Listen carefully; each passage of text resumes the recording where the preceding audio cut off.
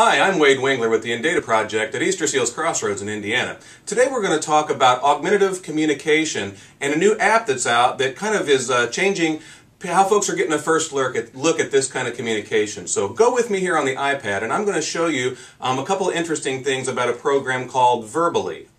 So augmentative communication is a specialized form of communicating, generally done by folks who either aren't verbal or their verbal skills aren't what you'd anticipate in normal conversation. And in the field of speech therapy, there are speech therapists and specialists who help people use devices and different kinds of tools and techniques to communicate when their verbal skills aren't going to do the job.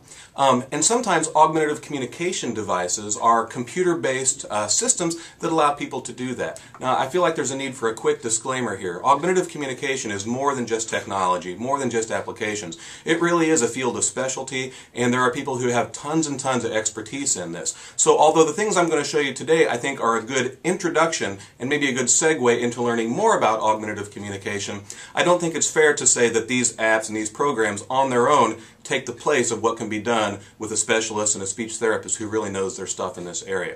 But the program I want to show you today is right here on the iPad.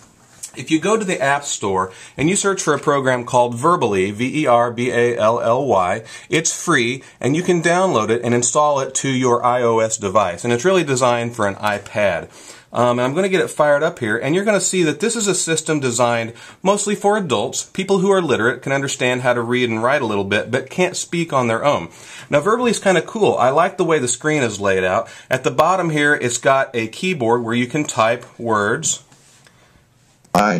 Hi, and it will speak out loud. By the way, I'm connected to an external speaker here. One of the things about using iPads for communication devices are they're not very loud on their own. So I'm using this monster speaker here connected by Bluetooth to make it a little bit louder. But in addition to the ability down here to spell words, it also has pre-programmed words and phrases. I'm going to click the phrase button here, and this is pretty interesting. You can say, "Please give me a moment. I use this iPad for speech." And so there's some pre-programmed phrases to help somebody understand how a person is using this device for communication. Things like hello, goodbye, I use this iPad for speech. I can go back to words, I can type the things that I want. It also does prediction. I'm going to clear the display here, and let's say I'm in Indianapolis and I want to type the word Indianapolis. If I type I-N-D-I-A, you're going to see that I've got 4 words over here: Indian, Indians, Indiana, and Indianapolis. I can hit Indianapolis, and that word prediction allows me to be a little faster with the words that I type in. And it gets better. It even knows since I typed Indianapolis, the next word I might want is Indiana.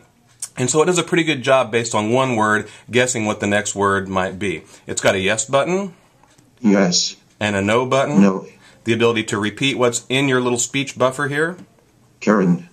I don't know why it said Karen just now.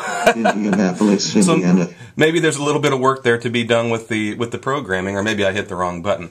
But anyway, augmentative communication and the ability to have augmentative communication devices on your iOS devices, I think is something new and happening in our industry that may be changing a little bit about the accessibility of these kind of technologies for folks who have disabilities. So there's a lot of things happening with apps these days. I would encourage you to check out the App Store and see what's out there. So that's your tech tip for this week. I'm Wade Wingler with the Data Project in Indiana.